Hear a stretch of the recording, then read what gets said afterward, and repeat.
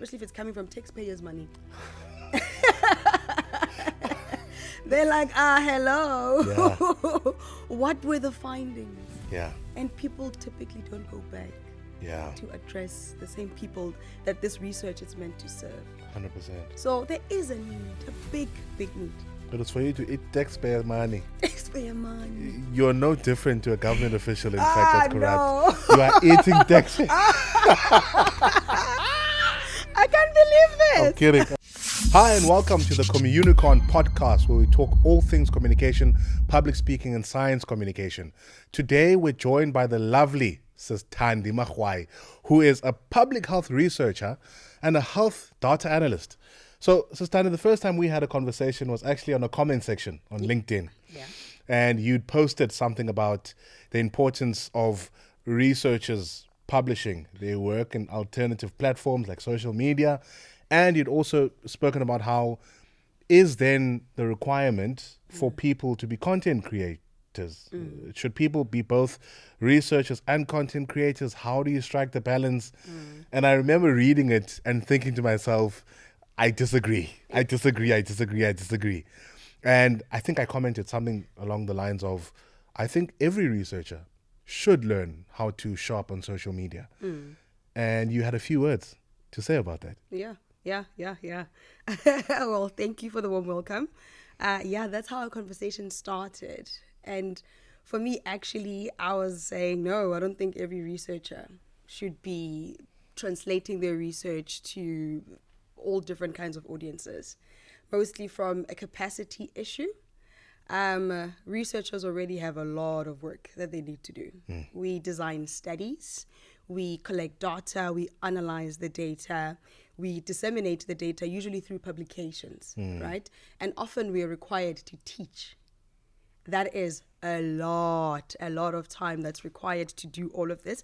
And communication on its own, that's a profession on its own, and I'm sure you'd agree with this, that it stands on its own. It requires a lot of skills, like its own skill sets. And as someone who's currently doing that, it's taking a lot of my time away from the research. But the point is, I still stand by that. Okay. That I don't think every researcher should be translating their research to different audiences, mostly from a lack of capacity issue. Also, when it comes to research communication, when it comes to research as well, we've got preliminary research, right? So some of the thing that I've been grappling with translating research to different audiences is that not every finding should be translated to people. There's a danger to that, because some of the research we do, we have emerging evidence and we've got established evidence.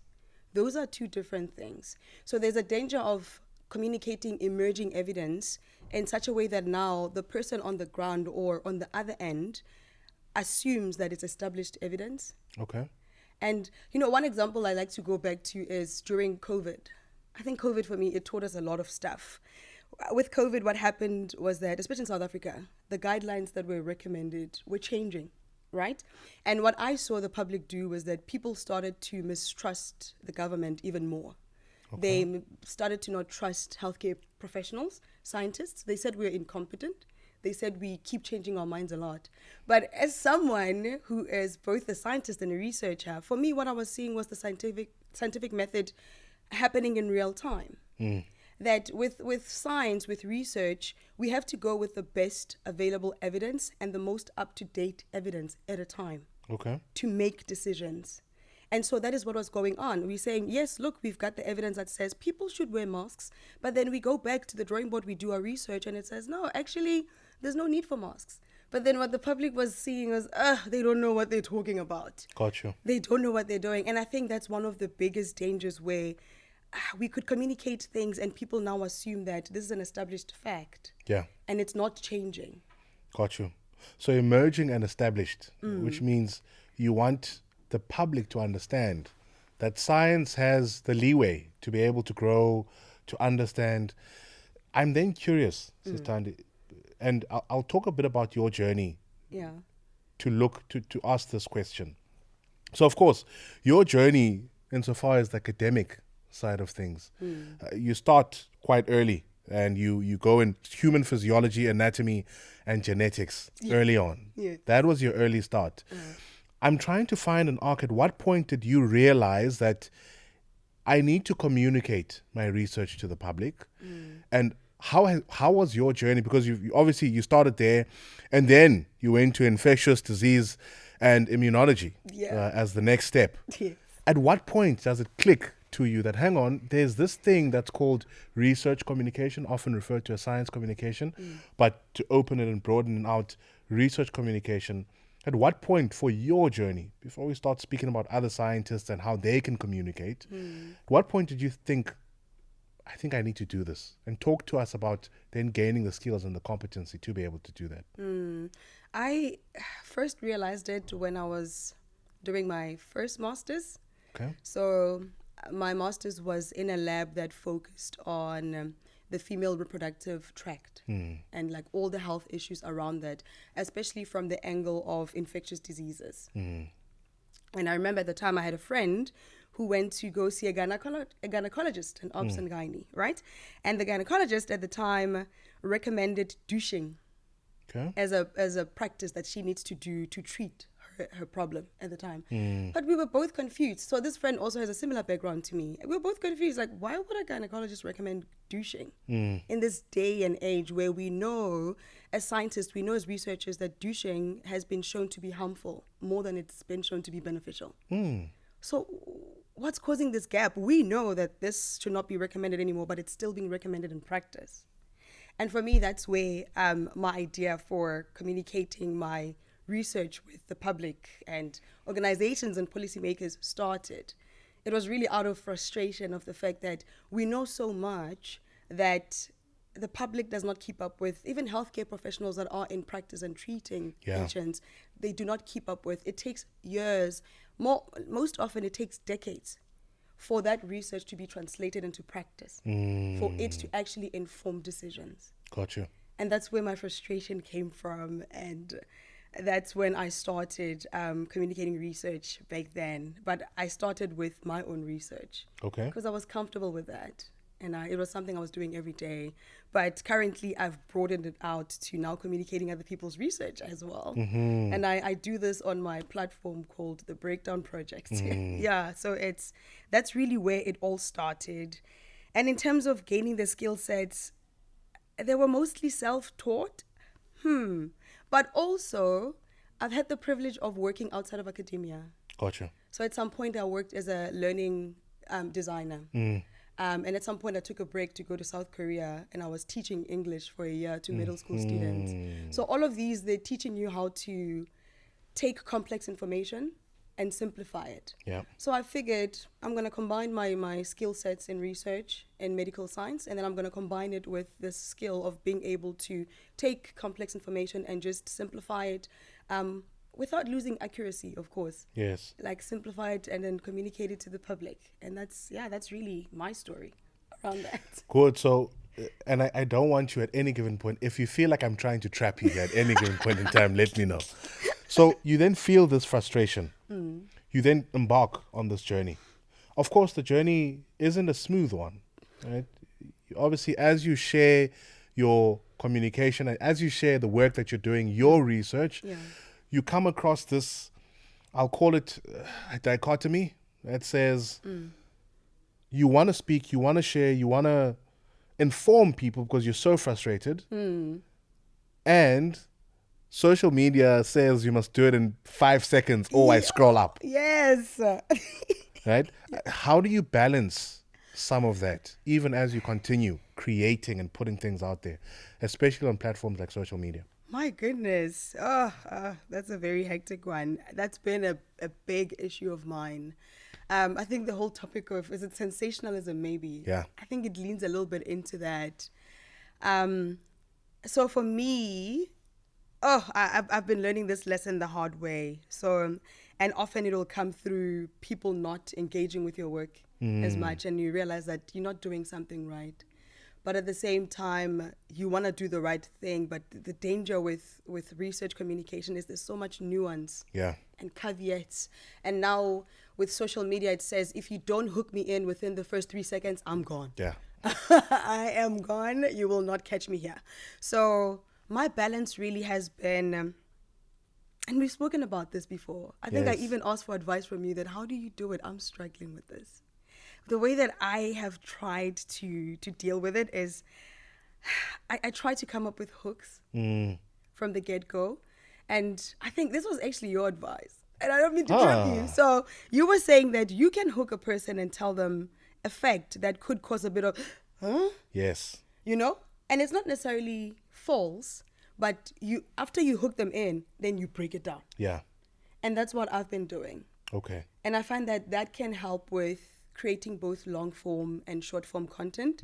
Because I use my short form content with hooks a lot. And then I explain one concept at a time. And then after that, I refer people back to the long form content. Yeah. Without stripping away the nuance. Because that's where they'll 100%. find everything to be there.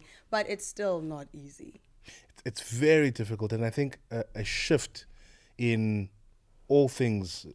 I talk about communication. It's not complex. It's not the most complex thing. I can make examples, but I think where the frame shift for me was, especially when I speak to researchers who want to communicate their science, I always say, or they research, I always say, you want to think about how you disseminate information as you're peeling something back. Even in a research paper, by the way. If I'm writing for a specific journal, you're not talking, nothing is exhaustive. There's no platform in the world where you will speak about everything. Yeah. So if we rid ourselves of that as from the get-go, Yeah. that every platform, I'm giving a piece of this work, Yes. of this body of work. Regardless of how much room I'm given for nuance.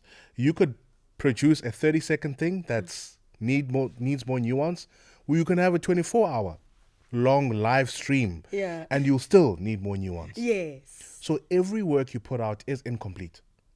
So first, put yourself at ease with that. And then the question is, how can I add more nuance as I publish, as I put things out? And I think this is where my position lies with research communication and publishing things even on social media. We're going to anchor on social media because I think it's one of the newer forms of research dissemination. Yeah. I think podcasts have been somewhat popularized, but we'll touch on them. But if we look at social media and even podcasts, if you know I'm here to talk about a specific element of this, then the next question you need to ask yourself is, which then brings us to hooks, how can I intrigue or entice individuals to gain more context, Yeah. to want to go look at the research paper I wrote on this, to even go, so you can even have a hook that says, just completed a research paper, and you would never believe the findings we found about vaginal tracts, And for people, instance. people love that. Yeah, right? yeah. Of course, you can spice it up and you can South Africanize it and make it more applicable to your local context. But the idea is not to give all of the context, because you'll never do that. Bit by bit. And I remember you'd posted something on LinkedIn, it must have been, that says, how are things taken out of context so much? Yeah. And I always say that you want to leverage even the comment section. So I'll sometimes put a video out that I know, this is going to be misunderstood. Yeah. Like so many people are going to misunderstand this. But I then think about it as, this is a series of videos that I'm going to publish. I'm going to publish the first one. Then there are going to be a lot of comments, misunderstandings. I go to that comment. I make a video, and most of the social media platforms now allow you to have a comment on top of your head. Yes. And then you speak on that. Now I correct a misconception. A lot of people have a misconception about ABC. And then on that video, there'll be another person saying, yeah, but I'm a snowflake and I live in this specific place. What about my situation? Exactly. Then you respond to that comment, and then you Yeah. find that one idea can actually yield multiple.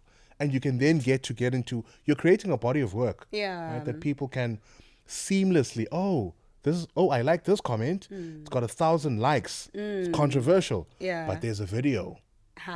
That addresses it even more. Yeah. Yeah. So I'm curious to hear your thoughts about that.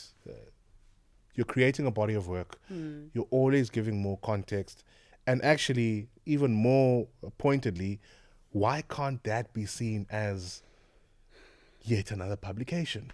it's just a 30-second publication and it's video based. Yeah. I mean, I do think that, yes, there is a need for it. It should be seen as another publication, but I think also we need to teach the public how to engage with research. So instead of just dumping information, we also need to teach them how to think better around it, how to think critically around it. So I do think there is that shortage and that skill set that comes with it. But at the same time, man, what you're saying now about someone coming up with their own very unique situation or circumstance, it's just there will always be those people. For me, that's what I've realized, and I don't pay them any attention because it gets exhausting. If I can see it's a reasonable question, I will engage with it. Yeah. But you can tell sometimes that no, they just want to argue, and that's okay. But I cannot give into that. I don't have the time. So, I do think that now, grant applications, they are trying to push a bit more for it. Not that it's a new thing to actually tell researchers to disseminate their work in other ways, especially with publicly funded research. There's people saying you come into our let's say the areas that we live in, and then you now are going to ask people to be participants in your research, and then you don't come back and communicate what you found, what the findings were, and how we can use them. There's currently this AIDS conference it took place last week, and there were people with placards that said that with this new HIV prevention injection, lenacapavir, that the research was done using participants from Brazil, but then the pharmaceutical company is not making it available to Brazilians. So now, sure, that's the injection, but it also happens. Wild. That's wild. It happens a lot. It happens a lot. Even during COVID, we saw the same thing with vaccines, where they come here, the West will sometimes come here, run experiments, do this, but then when they have to give us the intervention they came up with, could be the vaccine, it could be medication, they sell it to us at a very high price. Yet we contributed significantly, right? So the same thing goes into research communication, where particularly with publicly funded research, especially if it's coming from taxpayers' money, they're like, hello. What were the findings? And people typically don't go back to address the same people that this research is meant to serve. 100%. So there is a need, a big, big need. You know, I provoked a few researchers. We were doing a workshop 2 weeks ago, and I'd said to them, you think you don't want to share your research publicly, and you think you don't want to engage community members. That one was specifically around how do we engage participants of the research? How do we take the work back? And we were brought in to then upskill them and to train them and to say, how do we communicate effectively? How do we connect? How do we... The brief was, how do we make the research accessible for the community members? Yeah. And when I spoke to the researchers and the scientists, their concern was, but how am I going to speak to them? How am I going to... I stutter, I are. How am I going to be compelling to that audience? How do I translate this to that audience? And the provocation I left to them was, all I'm hearing is me. Huh. That's all I'm hearing coming from your mouth right now. Yes. And I said to them, you've got the audacity to, when you need to extract, you don't ask these questions. When you've got a survey in hand, you go in there. When you've got a deadline, you go in there, fear or no fear, because you need your results. Hey. You need your degree. You need your qualification. But when it's time to do the thing that doesn't benefit you so much, then again, me, I'm like, you should be ashamed of how selfish you are. And then I touched on the fact that a lot of the research is publicly funded. Yeah. And I said, comrades, you owe us. We don't have time for your nerves here. You owe us money. Tell us. You must come back and tell us. Even if it has nothing to do with us. You must come and say, there's X amount of your money that's sitting that funded me and my research. And of course, I was being superfluous. Like I wasn't. But the point is the fact that it is publicly funded. Yeah. The extreme case would be, in fact, let's call it that way. Yes, God. You are mopping the floor with Why? us, eh? Why do you think that you've even got a choice in this? You have to come account. Yeah, fair. So there's definitely that sense of responsibility that I think is there. But to be more realistic and perhaps to not lean into the extremes, I think this nature of research to be extractive at times, and us being able to recognize the fact that you're in an institution of higher learning, pursuing research, you are in a position of power. You're in a position of privilege. And the result or the response to that is not that, okay, you now need to do this community service thing to disseminate research. I'm saying you don't even need to be on a public platform. When your niece says, Thandi, what do you do? To be able to communicate it well. It's your niece. Let's leave the South African public. Yeah. Let's leave our taxpayer money that you owe us. But your niece, your friend's distant relative. Hey, I want to be a scientist. Hey, I thought scientists were just old white men in white coats. Yeah. Tell me about how you approach that side of it, the representation, and just the being able to make some of these rooms that we enter a bit more accessible. I mean, for me on my end, I guess like contextualizing it, I think now you're touching on also being able to, what is it? Was it Albert Einstein that said if you can't say it simply, you don't understand it, or something like that? But also just utilizing, I guess, like examples that are contextual to explain my research. And for me, the way that I've been doing it, it's mainly through this platform I have, the Breakdown Project. Yes. Where I am trying to bridge research and society.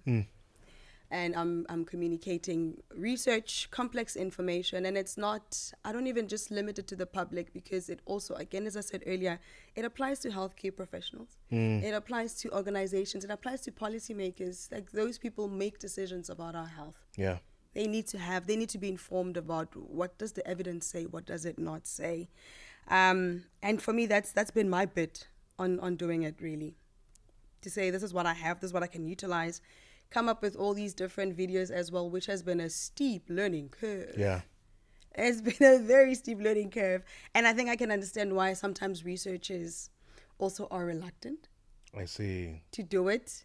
It's now, I must learn this new way of doing things. You must also remember that researchers, a lot of us were like nerds and very focused in our own, we're people that did your maths and science and that just wanted to look into the book and nothing else.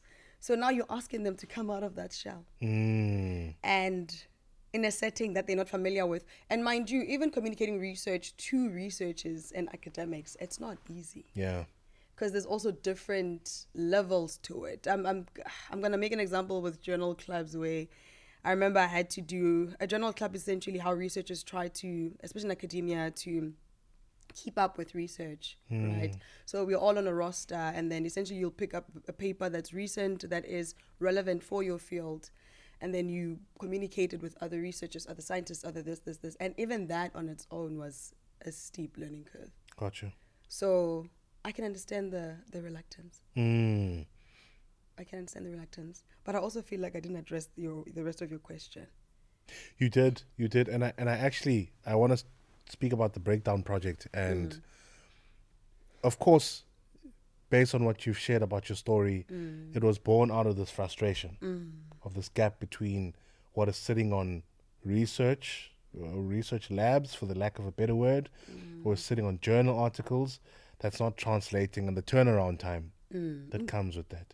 So tell us a bit about how you're solving for some of that through the Breakdown Project, and then tell us, if we were to watch this 10 years from now, what does a breakdown project look like then? Ooh. Not you forcing me to look into it. Oh my goodness. Yeah, I am taking it one step at a time. The breakdown project is about knowledge translation for different audiences.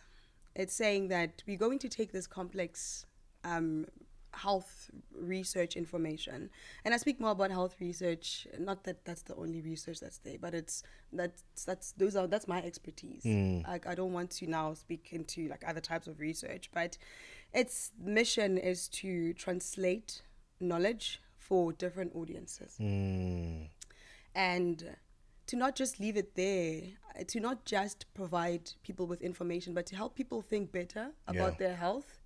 Because I think you could give people all the information that there is to give, but it doesn't mean that it will change behavior or it will change health outcomes. So tied with the breakdown project is the issue of improving health literacy amongst people. It's trying to counter misinformation that exists so much, especially online, that is rampant, which again is also very hard because of you find there's so many people that speak about research. You know, you hear someone saying, oh, there's a study that was done. My question is always, which study? Please link it. Give me the parameters. How many participants? Where was it? Yeah. I've got the same grab. It's always people generalizing. And we talk about this a lot even in research, that not every research can be generalized to every population. Yeah. I've had someone ask me, but we are the human population.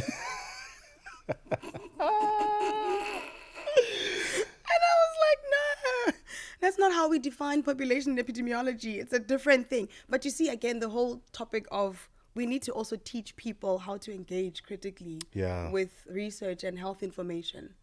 For me, that is what the Breakdown Project is trying to do. Gotcha. To bridge that, that gap. Science is very isolated. It's a very isolated field. And a lot of it teaches you that this is the work that you do. This is who you disseminate it to.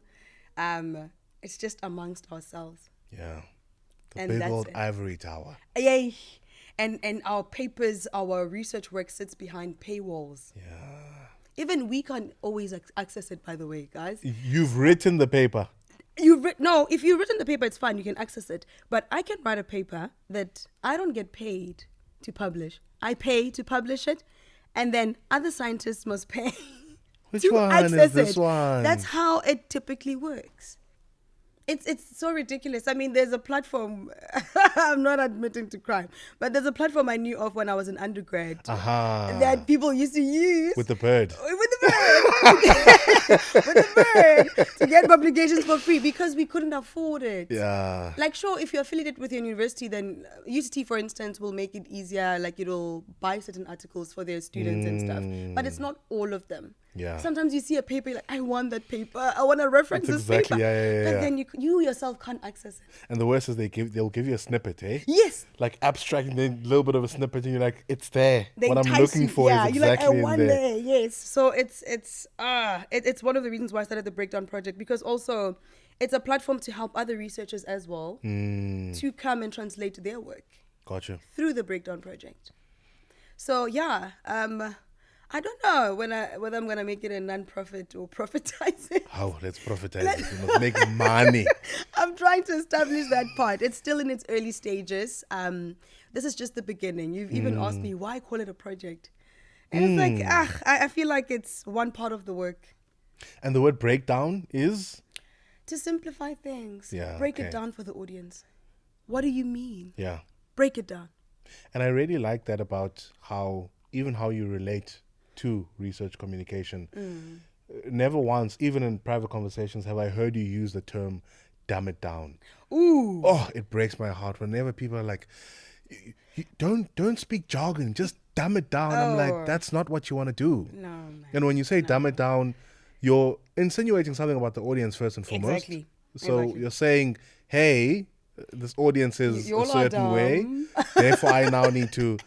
It's simplifying it. It's simplifying and giving it in chunks and bits and pieces. The analogy I typically give here is I say to individuals, when you've got an adult says they're thirsty, and and when a pickaninny says they're thirsty, you're both going to give them water. Yeah.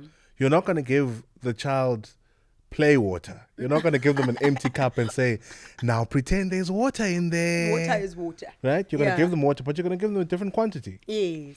And then the adult, you might give, maybe if an adult says, I'm thirsty, Yeah. maybe they mean they need something a bit stronger or Yeah. colder. Yeah. And then that's what you'll give them to quench their thirst. But what you're not going to do is to, because, shame, you're a little child, no water for you. You change the cup. Maybe if the child doesn't have a lot of water intake, you use a tea bag to add a bit of flavor to it. You shift the packaging of it, but you're still quenching thirst. Yes. So even as a communication or as a science research communicator, you still want to get someone to understand, get someone to realize something, get someone to move the needle. Change the packaging, sure, as you see best fit, but never, please, don't dumb things down. Don't dumb things down. Because even when someone tries to dumb something down to you, you as the audience member sit there and you're like, it's like you think... It feels a bit offensive, I won't lie. I'm like, who do you think? What? Yeah, I think it's simplifying, but without losing the accuracy. Yeah. That, for me, accuracy over virality. That is that's one of the key philosophies or principles that are guiding my work. Yeah. Yes, I want the engagement. Yes, I want the reach. Yes. But I don't want to compromise the quality. And I don't want to compromise even the nuances. People need to understand things as they are, and people are capable of understanding things. Yes. You know, it's something I'm seeing a lot also in my audience. Like, I've had people DM me and engage me on other things, and I have learned a lot of things from a lot of people. So, yeah, that's been one of my main guiding principles. The whole thing of dumbing things down for people.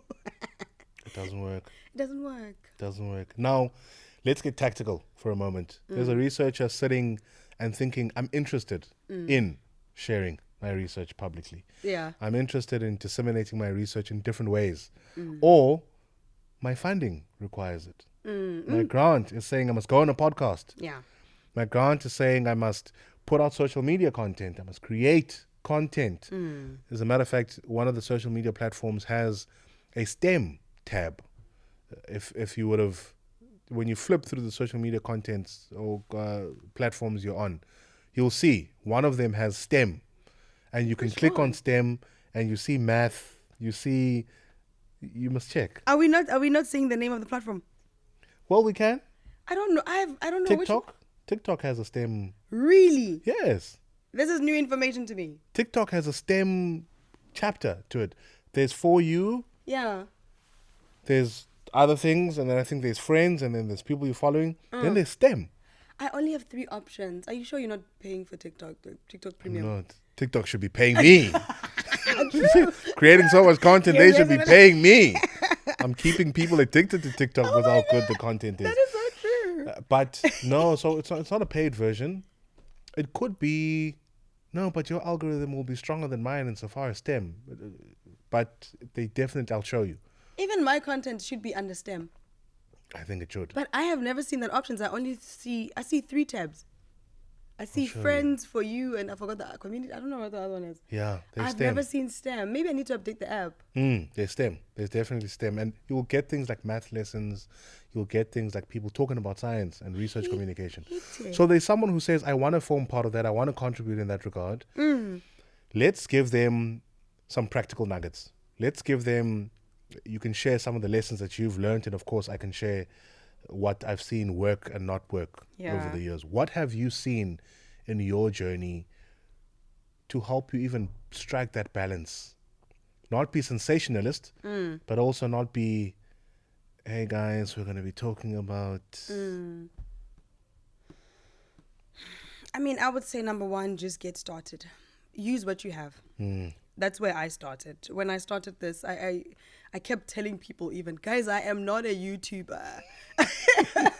I am not a TikToker, and I'm not trying to be one. But these are the simple ways I found that will help me get started to put my work out there, to communicate this. So get started where you are with what you have. And like, I don't know if it's an unfortunate part, but you will have to learn how to do it effectively or efficiently enough for you to also for it to reach people. Yeah. Because then if the work doesn't reach people, it doesn't have much of an impact. Yeah. Right? And that's the part that I didn't enjoy having to learn, but I think I'm getting to a point now where my content is having a bit of a reach. And I also share it on different platforms. And I share it in different formats. Gotcha. It doesn't have to always be through a video. You can also write. Sometimes I do actual posts where I explain something in a post and I just like I use Canva. There are many tools you can utilize. And then I just write information. But something I'm also finding is what helps is, because initially when I started, I used to do long form videos only. And I'd have so much information in one video. Got you. And I had feedback and people telling me, Ish. It's jam-packed. Like You're doing a lot. You're doing a lot. We don't know what to hold on to. But also providing examples, man, contextualizing your work. Yeah. You know, I've done videos on contraceptives, for instance. And I had a friend who told me, but when you're talking about the combined contraceptive, which one are those? Yeah. Give us the names. Tell us it's Yasmin, it's this. Then we're like, oh, this is a combined contraceptive. Instead of just you saying combined contraceptives. So as much as possible, language. Try to use the language that people can understand. Yeah. Meet people where they are.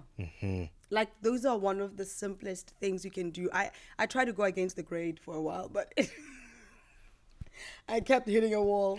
And yeah, because you know what happens is the minute you use a term that I don't understand, I disengage. You clock out. Yeah. I've left the room. Yeah. The minute you say to me, triceratopical, It's like, yeah. I'm like, okay. Monosaccharide, yeah. I'm like, okay.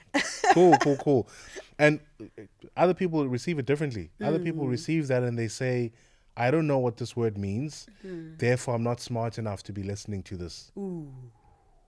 Ish. Right? So whenever you're going to disseminate your research, the biggest mistake that people make, especially technical people, is to use jargon. And look, some jargon words you need to use. A quick trick or tip that you can use if you want to use jargon is, as opposed to, I'm going to make an example of photosynthesis. Yeah. As opposed to saying photosynthesis and then going ahead, first define the term and then give the term. So the process that plants use to make food using water and sunlight is called photosynthesis. What you've then done to the audience member, you've taught them something, number one. Oh, I now know what photosynthesis is. I can now tell other people what photosynthesis is. But two, you've kept them engaged as you're delivering. You haven't alienated them by using your jargon. And the other prompt I often give to individuals, especially for content, is shorter, simpler. You gave me that advice too. Yeah. Shorter, simpler, shorter, simpler, shorter, simpler. Until you're able to strip it down to its most simplest form, because that's where it was born. That's true. Even the most complex terms, when you hear about, oh, this name is a combination of some Latin and some blah, blah, blah, and some, and you realize, oh, this complex name is actually derived from something that was once simplified. Yeah. Why can't you go to the root of that?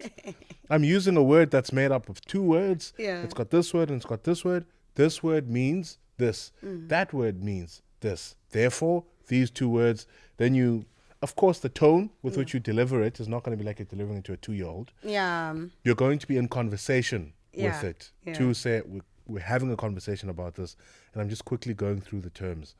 And the more you do it, you'll even see it seep into your everyday conversations. That's true. You'll find yourself defining things that otherwise wouldn't be defined. And where the gag is, even everyday language we use. Like when someone says, you're such an inspiration, I'm like, what does that mean?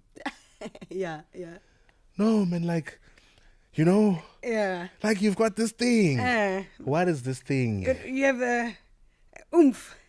What is this thing? So you even realize that even in everyday language, not even scientific language or research language, everyday language, you take so many terms for granted. And the more you commit yourself, and this is what I want to arc the conversation to as we close off, the more you commit yourself to even simplifying your research, making your research accessible, you strengthen your communication skills, which then serves you even in personal relationships. Yes. It's not just, I think when people hear communication, they think public speaking. When they hear public speaking, they think TEDx. Yes. I'm like, not everyone's going to be a speaker. Not everyone's going to go on podcasts. Yeah. Not everyone's going to be online. But most of us are around a braai somewhere and someone says, oh, what do you do? Well, like, and I'm like, surely. Even beyond that, I mean, even going to conferences, when you're networking, you need to be able to tell someone what you do in a few seconds. Yep. So you need that skill even then. And I'm even seeing it with myself that the more I do the work, the better I communicate. Yeah. You go to an interview, now you explain yourself much more clearly and everything, your goals. It just makes your life simpler. It actually goes beyond just communicating it to the public. Yep. Even like writing a grant application. Because, you know, even with grant applications, it's not other scientists usually on the other end. Oh, man. Even when you have to apply for ethics approval to do your study to begin with. Yep. The ethics committee, the ethics board, it's people that have different backgrounds. They need to all understand it as they are. Yep.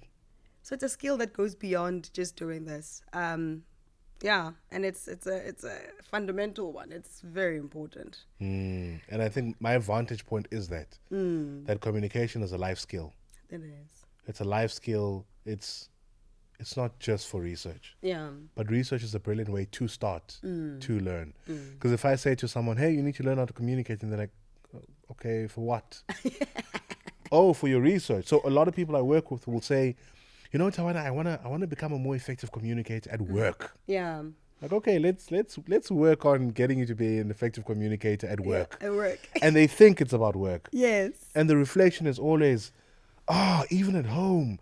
Even I'm like, of course, it's the same you. It's the same mind that's operating, the same fears, same uncertainties that come to mind. Yeah. It's the same version of you. And across those, the clearer you're able to become, the better you're able to communicate in networking events. Yeah.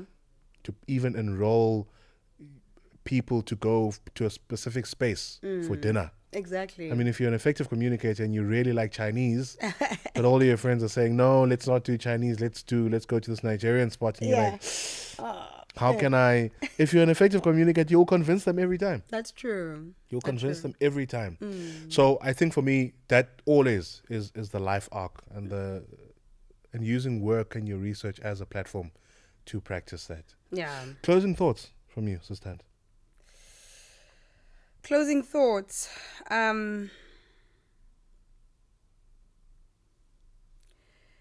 If we as researchers are not occupying these spaces, if we are abandoning them, then the sensationalists or people that aren't even informed by evidence, they take over. They take over, and there's nothing to counter what the damage that does to people. And a huge part of also health communication, at least in my part, I always think of it as well as, like, from a public health view, it's a prevention science in its own right. So yeah, we have a responsibility to actually communicate our work. All of us? No. Oh, no. Most of us, yes. So we can't just abandon these spaces and leave them to chance. I love that. I think, if research just sits behind paywalls, then it doesn't have an impact. It doesn't serve the person on the ground. And what was the point? It was for you to eat taxpayer money. Taxpayer money. You're no different to a government official, in fact, that's corrupt. No. You are eating taxpayer. I can't believe this. I'm kidding. Thank you so much, Sister Thandi, for this very insightful conversation. Yeah. And of course, giving some... And all of these are... I always see them as tensions to manage. There's never a right answer. So I'm staunch in my position, but I understand the complexities that come with it. How do you navigate accuracy versus credibility? How do you land the fact that this is still in development. This is still unfinished work. Yes. And that doesn't mean that we're uncertain. We're very certain based on the evidence That we have, now, and we're acting based on that. And we want to thank you for the work that you do. And we would like for people to check out the Breakdown. The Breakdown Project, So yes. talk to us about how people can find you and some of the work that you do. You can find me on YouTube, The Breakdown Project, Instagram, TikTok, and I have a website. So my work now has a platform where it can live and people can easily find it there. The name of the website as well, thebreakdownproject.co.za. Love it. Yeah. Thank you, sister. Find me there. Let's do this work. Appreciate it. Lovely. And that was Sis Thandi Magwai, of course, talking to us about all things science and research communication and being able to use your work to impact others and managing those tensions. And thank you for taking your time to watch the Communicon podcast. And remember, practice makes permanent. If you don't put in the practice, you won't get to where you need to be.